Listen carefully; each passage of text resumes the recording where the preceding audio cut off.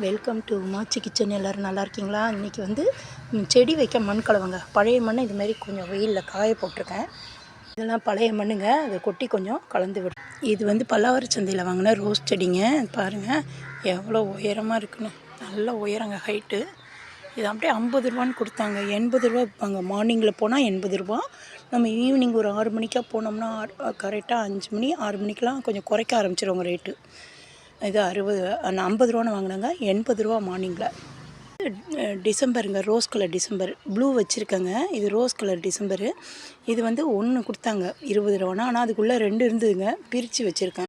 இது அத்திங்க, அத்திப்பழம்.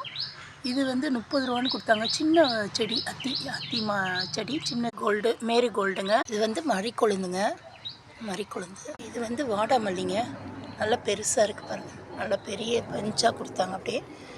இதுவும் 20 ரூபாங்க.